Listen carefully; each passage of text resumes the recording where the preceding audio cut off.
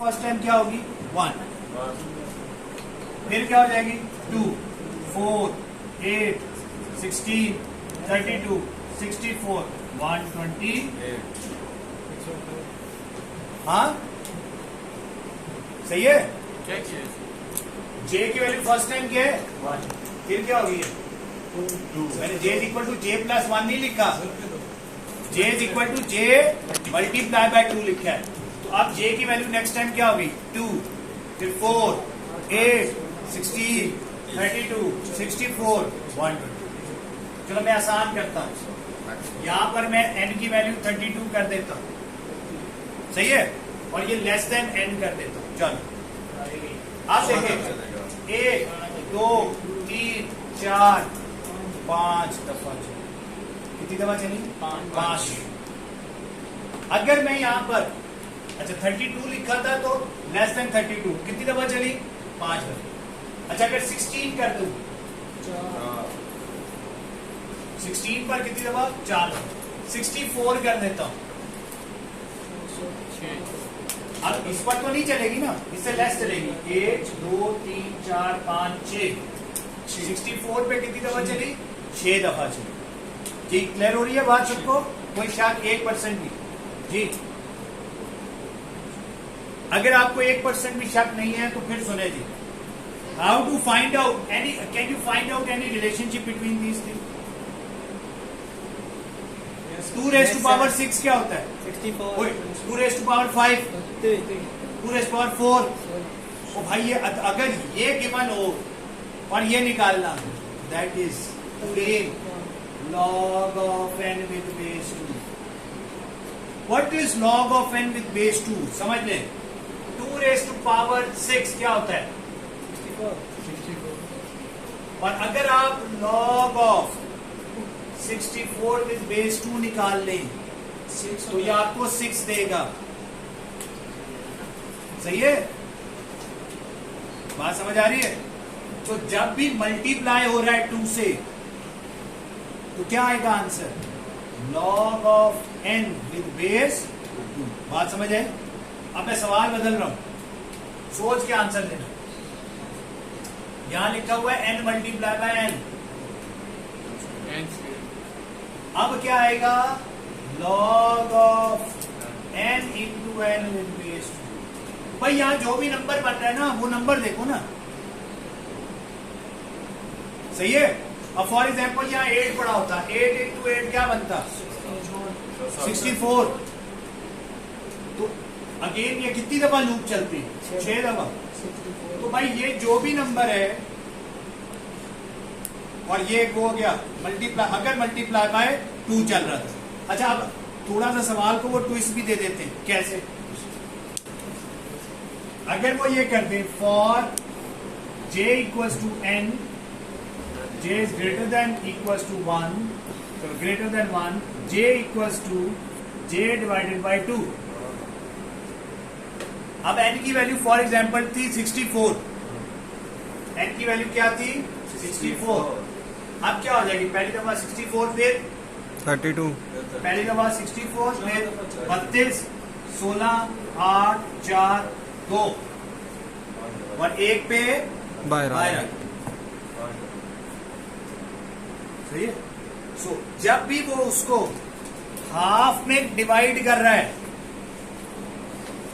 Half में divide कर रहा है, लूप कितनी दफा चलेगी log of n टाइम्स। चाहे वो मल्टीप्लाई यूं करके हाफ कर रहे हैं या मल्टीप्लाई कर रहा है, 2 हिस्सों में कर रहे हैं, डबल कर रहे हैं या हाफ कर रहा है, उल्टा या सीधा चल रहा है ना बस।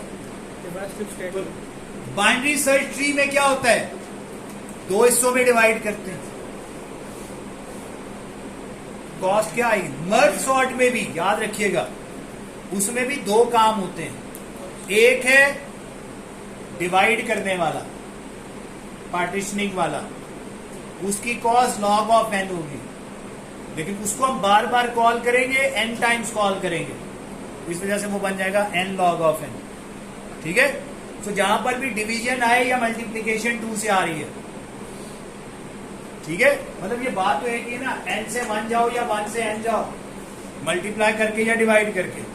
This will give you what, log of n with base 2. Is that clear? आगे बढ़ते हैं. अब अगर मैं आपको ये कह दूं कि भाई ये नहीं, और से सर एक और सवाल है. जहाँ पे हमने डिवाइड 2 से किया है, यहाँ पे अगर कोई और डिजिट आ जाता, उस पे आते हैं, उस पे आते हैं. अच्छा जी, एक और अब एक और चीज पे आते हैं.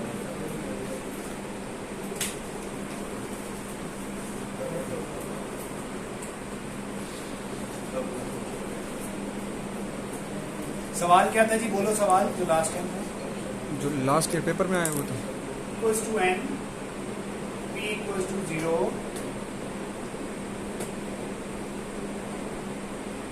अभी मैं कोड डिफरेंट लिख रहा हूं, फिर हम इसको ठीक करते हैं.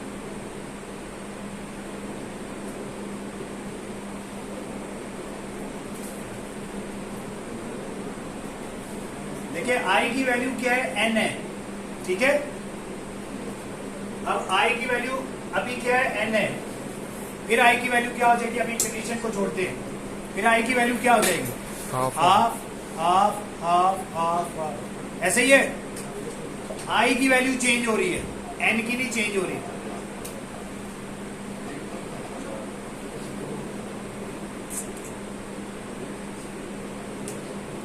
पहले इस कोड को समझे. यहां पर अगर i पर मैंने कंडीशन लगाई हो, अब गौर से देखिए, i पर कंडीशन लगा दी. i की वैल्यू फर्स्ट टाइम क्या है? एन ये पहली दफा लूप से बाहर आ जाएगा. Less than equals to n, पहली दफा ट्रू हो गई. जी या i की वैल्यू क्या होगी? Half. Half is less than equals to n. ये तो 1 0 0 0, ये तो हमेशा चलती रहेगी. इनफाइनाइट लूप है कि नहीं? Yes sir. सही है.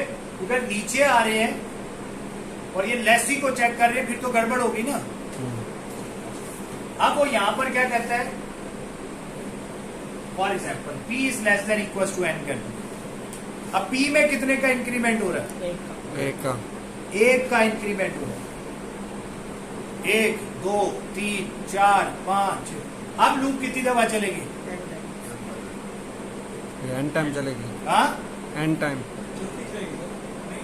जब n के बराबर होगा कितनी दफा चली? n+1 n प्लस 1 टाइम चली. चलो n कह लेते हैं सिंपल में, कोई मसला नहीं. सही है, क्योंकि अभी कंडीशन किस पे लगी हुई है? p पर. i के ऊपर कंडीशन नहीं है, तो i के हाफ होने से फर्क नहीं पड़ता. यहां पे ट्रिक थी क्या कि भाई आप इसको देख के log ऑफ n मत कह दें. क्यों? क्योंकि जो कंडीशन लगी है वो p पर लगी है, और इंक्रीमेंट किस में हो रहा है? p में सिंगल इंक्रीमेंट हो रहा है. हाँ जी, p is equal to p multiply by 2 तो नहीं ना हो रहा. p is equal to p multiply by p तो या नहीं हो रहा, या p is equal to p multiply by 2 तो नहीं हो रहा. तो सिंगल इंक्रीमेंट है ना. अगर n की वैल्यू फॉर एग्जांपल 36 थी, n की वैल्यू क्या है? n की वैल्यू क्या है? 36. अब p की वैल्यू 1 2 3 4 5, ये कितनी दफा लूप चलेगी? 37 टाइम्स. जी सर. 37 टाइम चलेगी. अगर मैं इक्वल्स टू खत्म कर दूं, क्योंकि p की वैल्यू 0 से शुरू हुई है, 36 इस केस में लूप कितनी दफा चल रही है? 36. n times. 36 n है ना.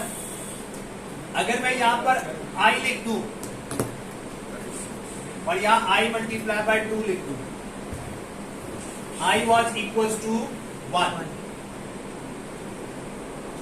आप बताएं i की वैल्यू फर्स्ट टाइम क्या है? 1 2 4 8 16 32. तो कितनी दफा चली? log of n. अब i is equal to i multiply by 2 कर दिया ना. अगर i पर चल रहे हैं तो i में कितने का इंक्रीज हो रहा है? डबल हो रहा है ना. तो उस सूरत में log ऑफ n चलती. ये समझ आती. अब आते हैं असल सवाल की तरफ.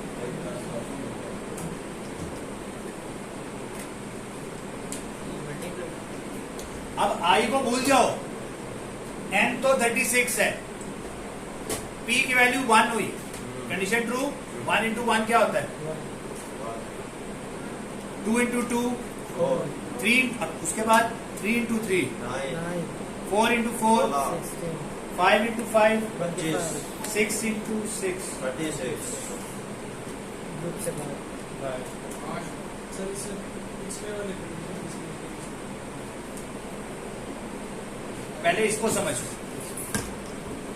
अभी इसमें आई लिखा हुआ जरूर है लेकिन आई पे लूप को फर्क नहीं पड़ा इस कोड में जो हमने लूप चलाई हुई है वो किसकी बुनियाद पे चलाई है पी और एन पर एन तो पूरे कोड में कहीं चेंज नहीं होगा पी जब एन बनेगा तब वो लूप से बाहर आएगा ऐसे ही है तो ये लूप कितनी दफा चलेगी एन टाइम्स अब फॉर एग्जाम्पल यहां मैं 5 कर दूं अब बताओ कितनी दफा चलेगी n-5 टाइम्स चलेगी तुम्हें p कहां से शुरू है 5 से फॉर एग्जाम्पल n की वैल्यू होती है 10 5 6 7 8 9 इन पे चलता है ना समझ आ रही है इसकी वैल्यू होती है 10 और ये होता है 36 n-10 हो जाता है ना समझ आई बात की तो मैं इसको 0 से शुरू करता हूं ये लो अब बताओ ये कितनी दफा लूप चलेगी n टाइम्स कितनी दफा n+1 n-1 एक ही बात होती है ठीक यहां तक बात क्लियर है अगर मैंने यहां पे कंडीशन आई पे लगाई होती अब आई की वैल्यू फर्स्ट टाइम क्या है 1 फिर क्या होती 2 4 8 16 32 64 पे बाहर आ जाती कीपिंग इन माइंड के 36 आंसर ठीक है एन क्या 36 आप बताएं लूप कितनी दफा चली लॉग ऑफ है हाँ जी log of N times loop चली 36 पर कैसे पहुंचते हो ये मल्टीप्लीकेशन वाला है ना जी सर 2 से लॉग ऑफ एन टाइम चलेगी सही है अब सवाल को देखना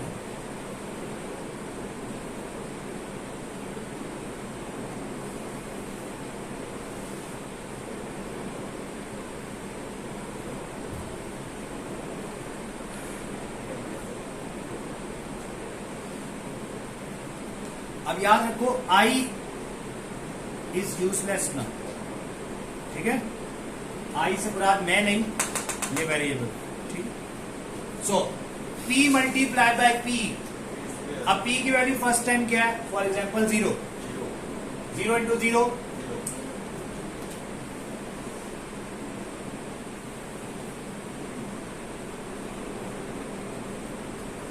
0 into 0 is 1 9 25 जी जी जी जी बोले बोले अच्छा जब p की वैल्यू क्या होगी p की वैल्यू क्या होगी तो लूप से बाहर होगी 36 या 36 से बड़ी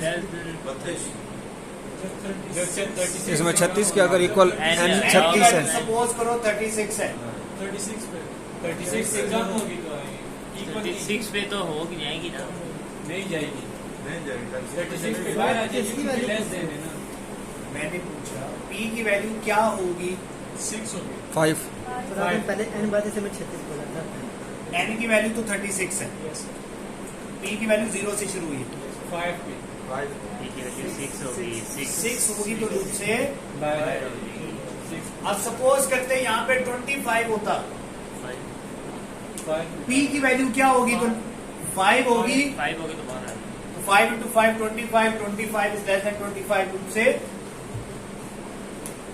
अगर सपोज करें p की वैल्यू होती 49 नहीं 7 भी 7 7 14 7 7 का 49 में 12 64 होती तो वही होती। अच्छा अच्छा इनमें कोई रिलेशनशिप है स्क्वायर है है स्केयर का नहीं अगर n की वैल्यू 64 है कितनी दफा लूप चल रही कैन आई से एक्चुअली अंडर रूट ऑफ हाँ भाई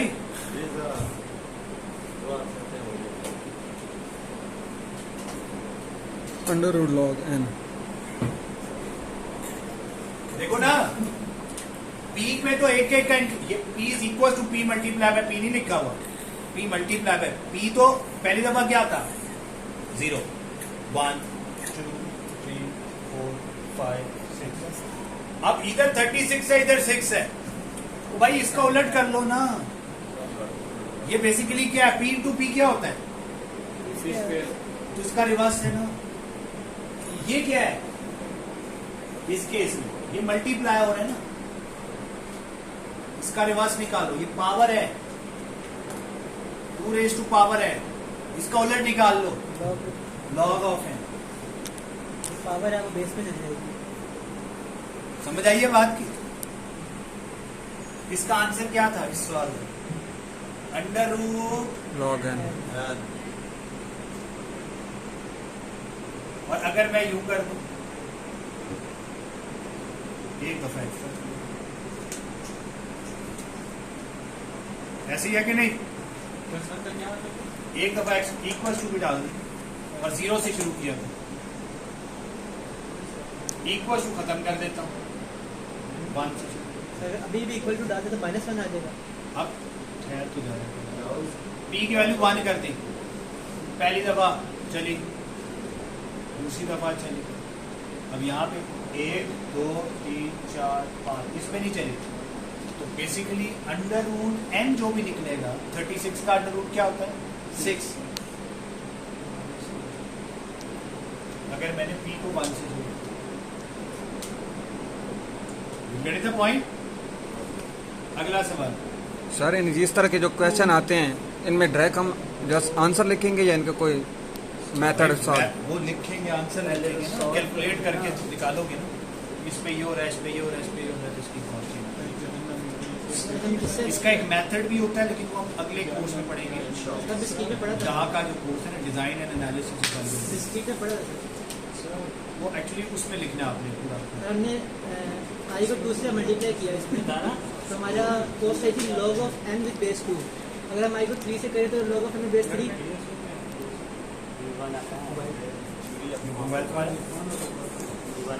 जी और क्या सवाल था?